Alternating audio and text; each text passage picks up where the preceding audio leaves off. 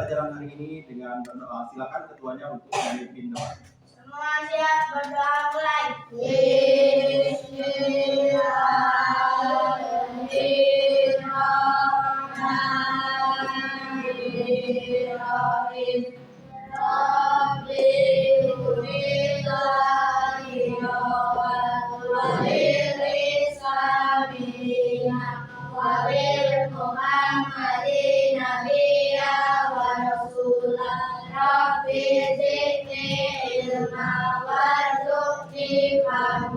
Amin ya rabbal alamin. Shadaqallahul adzim.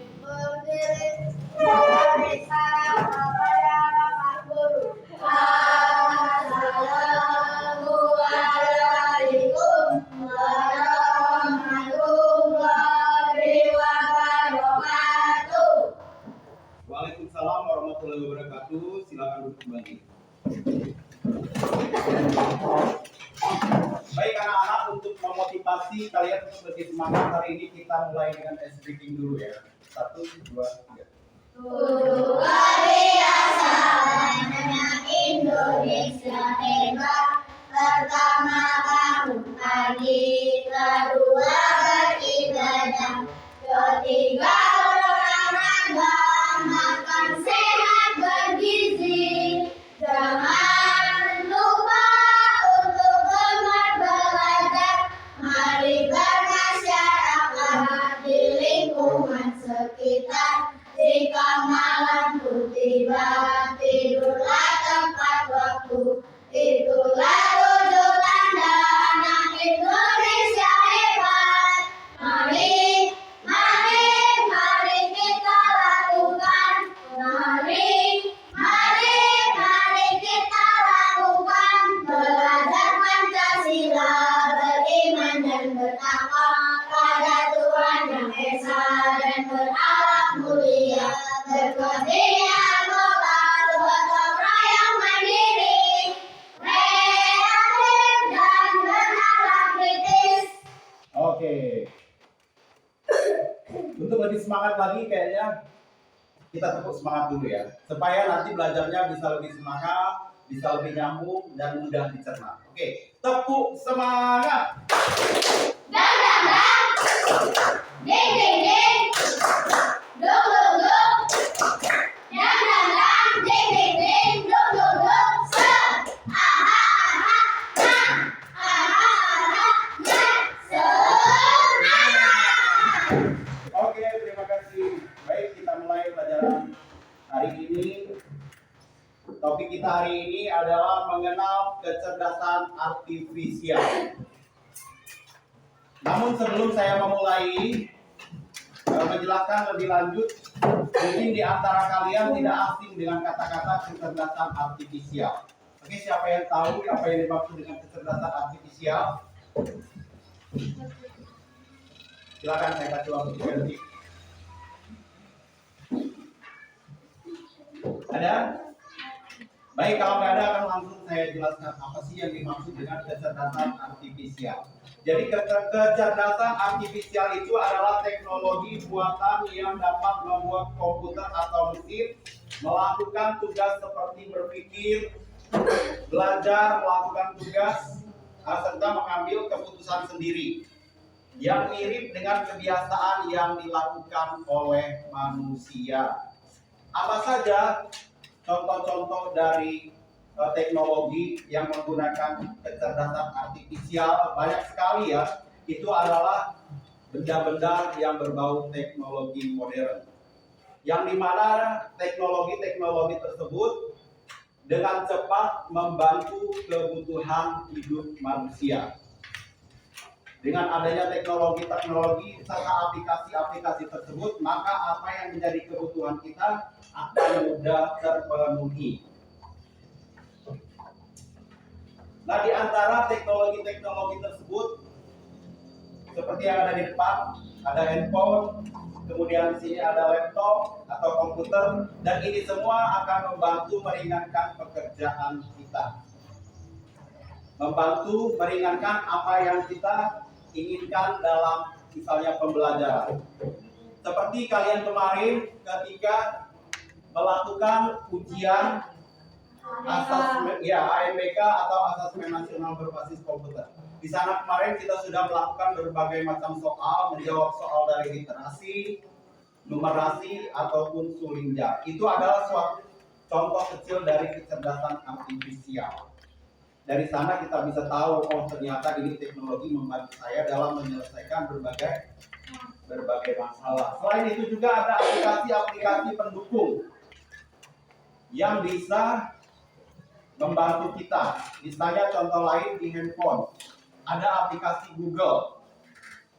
Di mana dengan cukup kita berbicara, halo Google, saya ingin mengetahui siapakah Presiden pertama Republik Indonesia. Maka secara otomatis jawaban tersedia di aplikasi tersebut. Nah, selain daripada Google, ada aplikasi-aplikasi lain. Contohnya apa saja?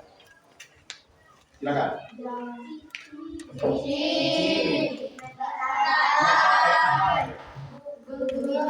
Gemini, Google, ya, Chrome dan lain-lain itu adalah salah satu dari sekian banyak aplikasi yang tercipta di dunia di modern ini ya. Di mana pada aplikasi-aplikasi tersebut mempunyai fungsi dan manfaat masing-masing. Contohnya kalau ChatGPT misal, kalian ingin menanyakan apa? Misalnya pelajaran paling sulit sekalipun akan terjawab di sana dengan apa yang kita perintahkan. Nah, yang kita perintahkan itu adalah menggunakan kecerdasan artifisial yang sering kali digunakan oleh manusia.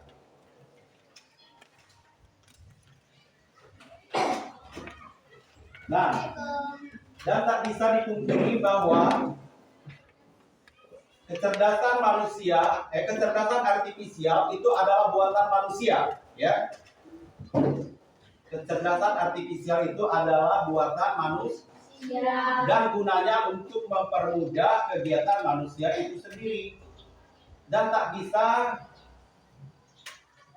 diganggu gugat, ya, dan bisa berbalik tapi ya bisa bermanfaat dan juga bisa berakibat fatal, tergantung pada kita yang akan mengkonsumsinya atau mengendalikannya. Nah, tidak seperti pada zaman dulu. Kalau zaman dulu sangat monoton sekali. Kegiatan-kegiatan tidak menggunakan kecerdasan artifisial. Contoh, dalam kegiatan sehari-hari saja. Contoh dalam kegiatan sehari-hari pada zaman dulu orang misalnya menerjemahkan bahasa asing. Nama alat sebelum adanya kecerdasan artifisial. Apa? Kamus. Jadi mereka harus membeli kamus dulu, baru mereka mempelajari dulu, barulah mereka tahu, oh ini bahasa Inggris, oh ini bahasa Prancis, ini bahasa Arab, sesuai dengan kamus yang diinginkan. Namun di era digital seperti sekarang dengan menggunakan kecerdasan artifisial, orang-orang menerjemahkan bahasa asing bisa melalui Google, ya, Google Translate atau penerjemah bahasa asing yang menggunakan aplikasi. Dan dengan menggunakan aplikasi Google Translate tersebut, bahasa apa saja bisa kita terjemahkan. Termasuk bahasa sehari-hari yang kita gunakan akan timbul di sana, akan diterjemahkan secara otomatis dan langsung. Manfaatnya untuk apa? Manfaatnya adalah mempermudah kegiatan manusia. Nah, sekarang contoh yang kedua, contohnya mendengarkan musik. Mendengarkan musik kalau zaman dulu orang menggunakan apa? Radio atau televisi atau tape recorder. Zaman dulu masih ada tape recorder yang menggunakan kaset. Kaset yang pakai pita yang panjang, ya seperti itu. Tapi sekarang dengan adanya kecerdasan artifisial, orang cukup dengan mudah menggunakan handphone. Dia tinggal mengunduh aplikasi musik atau lagu, ya. Maka secara otomatis kita unduh melalui aplikasi Play Store, maka di sana akan otomatis ada lagu. Lagu apapun, dimanapun, daerah manapun ada di aplikasi lagu tersebut sesuai selera dan keinginan kita. Nah, apa manfaatnya? Manfaatnya adalah mempermudah kegiatan mendengar musik atau kegiatan manusia. Contoh yang ketiga adalah mengirim pesan. Mengirim pesan kalau zaman dahulu orang menggunakan surat atau wesopos yang sampai bisa 3 hari bahkan 1 minggu barusan dapat kabar. Nah kalau sekarang dengan adanya kecerdasan artifisial orang menggunakan WhatsApp, SMS, email dan lain-lain dengan kecepatan beberapa detik sampai dan kita cepat itu pula mengakses kabar yang kita terima. Dan manfaatnya apa? Manfaatnya juga sama, yaitu mempermudah kegiatan manusia. Nah, kira-kira itu saja yang bisa saya jelaskan tentang kecerdasan artifisial beserta contoh-contohnya. Namun apabila ada yang kurang paham boleh ditanyakan lagi. Silakan saya kasih waktu.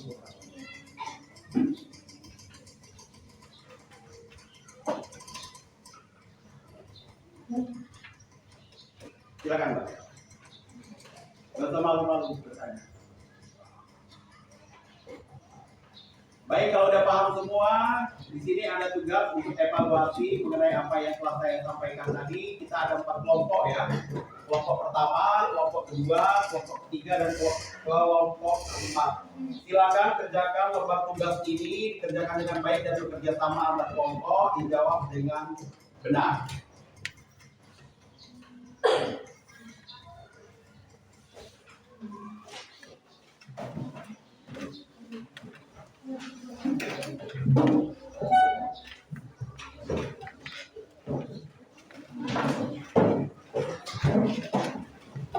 Jangan lupa tulis dulu nama kelompok, siapa ketuanya dan siapa pula anggotanya. Baru setelah itu ditulis jawabannya ya. Kelompok 1 tulis kelompok 1 ketuanya siapa, anggotanya siapa. Paham ya? Oke, silakan mengerjakan.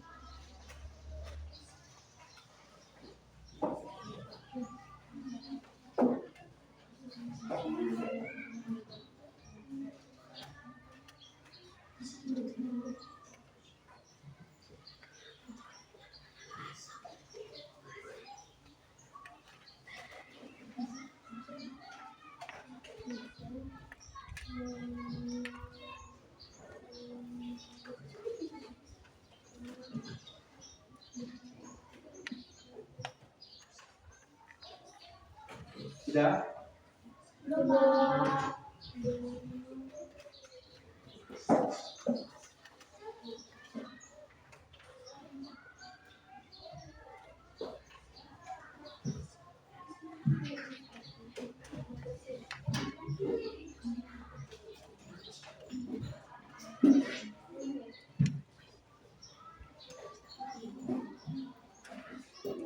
Kelompok 1 sudah?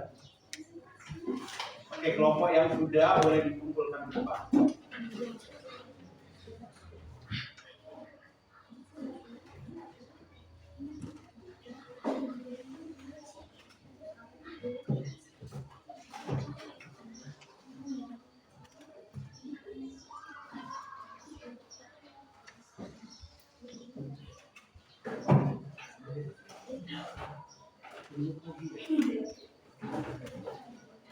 Yes.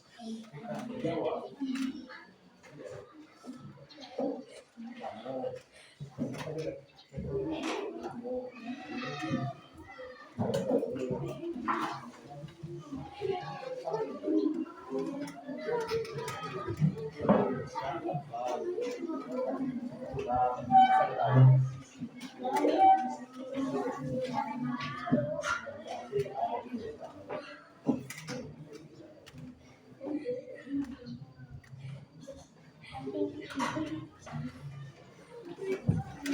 Oke, sekarang kumpulkan sudah.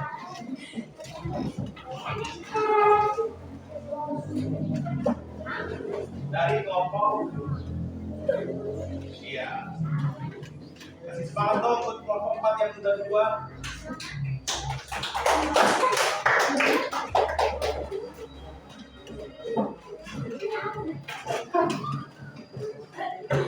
Kelompok 3, kasih semangat juga untuk kelompok 3.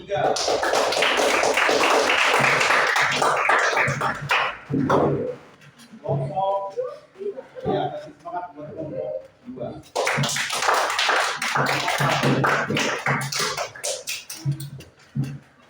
Baik, terima kasih kepada anak-anak. Hari ini kalian sudah memecahkan berbagai masalah tentang kecerdasan artifisial.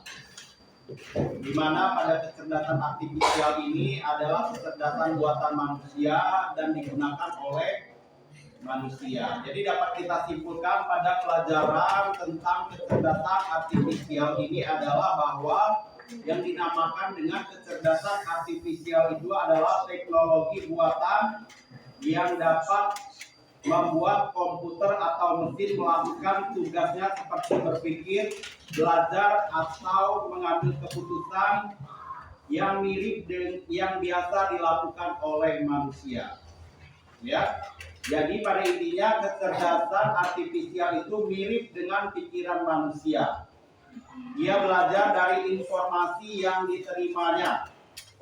Kalau informasi yang nggak pernah diterimanya, maka dia nggak akan menerima. Ya lambat, mungkin nggak ada jawaban. Nah, informasi yang diserap kecerdasan artifisial adalah berdasarkan pengalaman pengguna dan pengenalan pola sehingga dapat membantu manusia dalam melakukan berbagai hal. Ya, seperti tadi yang sudah saya jelaskan dengan bentuk-bentuk, contoh benda atau alat-alat teknologinya, ya, beserta juga apa saja yang bisa membantu kita dalam kehidupan sehari-hari dengan kecerdasan artifisial tersebut. Ya, mudah-mudahan apa yang kita dapat pelajari hari ini membawa manfaat berguna bagi kalian di masa yang akan datang. Mungkin pelajaran kita hari ini cukup sampai di sini. Kurang dan lebihnya saya mohon maaf. Saya akhiri dengan billahi taufiq wal hidayah. Wassalamualaikum warahmatullahi wabarakatuh. Waalaikumsalam warahmatullahi wabarakatuh. Silakan. Bismillahirrahmanirrahim. Wal 'asri innal insana lafi khusr illa alladziina aamanu wa 'amilus shalihati wa tawassaw bil haqqi wa tawassaw bis sabri. Amin ya rabbal alamin.